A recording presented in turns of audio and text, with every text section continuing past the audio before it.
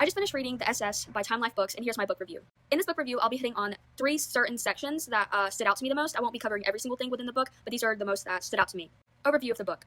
The SS, published by Time Life Books, is a comprehensive examination of the Schutzstaffel, the Nazi organization that evolved from Hitler's personal bodyguard into one of the most powerful and destructive institutions of the Third Reich. The book traces the SS from its origins in the 1920s through its expansion into a sprawling system responsible for racial policy, internal security, military operations, and mass murder. Unlike simplified portrayals that treat the SS as merely an elite fighting force, the book emphasizes that the SS was fundamentally an ideological organization rooted in racial doctrine and absolute loyalty to Adolf Hitler. Under Heinrich Himmler's leadership, the SS became the central instrument of Nazi racial engineering, overseeing concentration camps, population resettlement, forced labor, and genocide. The Waffen-SS, often misrepresented as separate from these crimes, is shown to be inseparable from the broader SS system and its worldview. The book's strength lies within its willingness to confront the SS as both a bureaucratic institution and a fanatical belief system, one that attempted to reshape Europe along racial lines and ultimately collapsed under the contradictions of its own ideology. The first section that I want to hit up on that is just so humorous to me when I see Christian neo-Nazis is the SS's stance on Christianity. Paganism, ritual, and rejection of Christian values. Another striking section of the SS explores how Heinrich Himmler and Adolf Hitler sought to replace traditional Christian beliefs with a fabricated pagan worldview rooted in mythologized Germanic ancestry and Nordic. The book explains that Himmler viewed Christianity as weak, foreign, and incompatible with Nazi racial ideology. In its place, the SS promoted a pseudo-pagan belief system meant to sanctify violence, hierarchy, and racial destiny. Examples of this is weddings, burials, and holidays. This transformation extended into every stage of life. Traditional Christian weddings were replaced with SS marriage ceremonies that emphasized racial purity, loyalty to the Reich, and fertility. Instead of having a Christian cross as someone's burial marker thing, they were replaced with runic symbols, sunwheels, and other pagan imagery believed to represent life, blood, and eternal struggle. Even death was reimagined. SS funerals abandoned Christian prayers in favor of ritualistic ceremonies glorifying sacrifice for the race and the Verheerer. Going back to the weddings, even sometimes, instead of having traditional Christian images of Jesus and such, that was replaced with portraits of Hitler. The book makes clear that this was not mere symbolism. These rituals were designed to sever moral restraints associated with Christian ethics, such as compassion, humility, and the sanctity of life. By redefining morality through race rather than universal human value, the SS created a spiritual framework that justified conquest, brutality, and extermination. Pagan symbolism became a tool for dehumanization, reinforcing the idea that violence in service of the Reich was not only permissible, but sacred. The next topic that I want to hit on is the Lebensborn and racial engineering programs. One of the most disturbing sections of the book focuses on the Lebensborn program, which illustrates how deeply the SS embedded racial ideology into private and family life. Lebensborn was designed to increase the birth rate of children deemed racially valuable by encouraging SS men and racially approved women to produce offspring for the Reich. The program provided maternity homes, financial support, and secrecy, reframing reproduction as a state duty rather than a personal choice. The book goes further by explaining how Lebensborn expanded beyond Germany. Ethnic Germans living outside the Reich, particularly in Eastern Europe, were targeted for inclusion if they met racial criteria. Even more disturbing was the kidnapping of children, especially from Poland. Children with blonde hair, light eyes, or other features that SS associated with German blood or Nordic features were forcibly removed from their families, subjected to racial examinations, and either Germanized or discarded. These children would go to be placed in the Lebensborn program, or they were given to SS families that proved all loyalty to the Verheerer. What stands out is the cold, bureaucratic language used to justify these acts. Polish children were not viewed as individuals, but as raw material. The book makes clear that this was not an aberration of our wartime improvisation.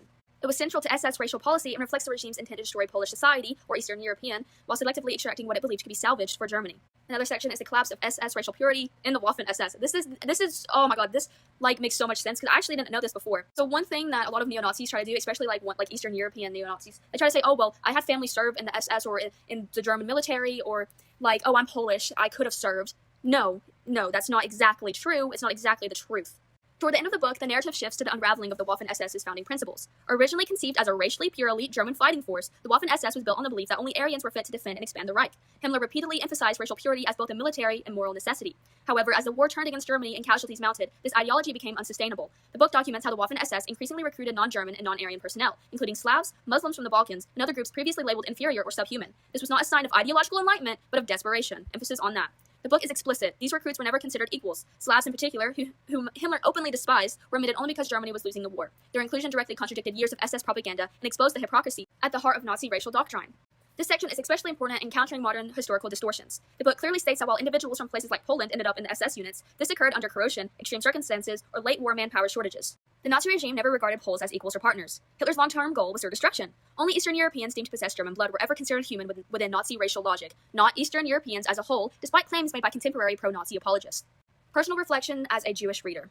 Reading the SS as a Jewish reader adds a weight that goes beyond historical interest. This book does not allow emotional distance. It forces confrontation with an ideology that explicitly defined Jews as the ultimate enemy, not for anything we did, but for existing. The clinical way in which the SS categorized, dehumanized, and ultimately sought to erase Jewish life makes clear that anti-Semitism was not a byproduct of Nazi policy. It was foundational. What makes this reading particularly difficult was not just the brutality described, but the precision with which it was carried out. The same organization that kidnapped children and engineered racial breeding programs also built the bureaucratic machinery that made genocide possible. As a Jewish reader, it is impossible not to imagine how easily one's own existence would have been reduced to paperwork, racial charts, and extermination orders. The discussion of Lebensborn and racial classification also reinforces how Nazis viewed humanity itself as conditional. Jews were never meant to be assimilated, recruited, or Germanized. There were no contradictions for us to exploit, no exceptions to be made. While other groups were temporarily tolerated or cynically utilized when the Reich began to collapse, Jews were marked for total annihilation from the beginning. This book also sharpened my awareness of how historical distortion persists today. Claims that suggest Jews exaggerated Nazi crimes or that other groups were treated equally within the SS are not only false, but dangerous. The SS demonstrates with clarity that ideology did not soften, it failed only when it became military and convenient. The distinction matters. To conclude, the SS presents a stark, unflinching portrait of an organization built on racial fantasy. Enforced through violence and ultimately undone by its own contradictions, by connecting ideology, policy, ritual, and practice, the book demonstrates that the SS was not merely a military or police force, but the central engine of Nazi ambition and brutality. The sections on Lebensborn, pagan ritual, and the collapse of racial purity within the Waffen-SS are particularly revealing. They show how Nazi ideology reshaped every aspect of life, from birth to death, and how even its most fanatical principles were abandoned when defeat loomed. In doing so, the book dismantles myths that attempt to sanitize or relativize the SS, replacing them with documented reality. For readers seeking an honest account of how ideology can deform institutions and justify atrocity, the SS is both informative and deeply unsettling. Good God, I cannot refilm this. I've refilmed this so many times. I'm sorry if my speech impediment gets in the way of how I pronounce certain things. That's so embarrassing, but I gotta put that disclaimer at the end for anybody who wants to come at that. I give this book an affinity out of 10. It's really, really good, very eye-opening, very informative, and it gives an eye-opener to paganism within the SS, or just within the Third Reich, to the racial purity, and to just how it's funny seeing Eastern Europeans try to claim that they're Nazis, that they would be considered a pureblood. Only if you can actually prove that you are of German descent, and it's very specific with exactly what they meant by that. I'm not going to go into it because this is already too long, but just read the book if you want to really get into what they meant by Eastern Europeans who had German descent, like German blood.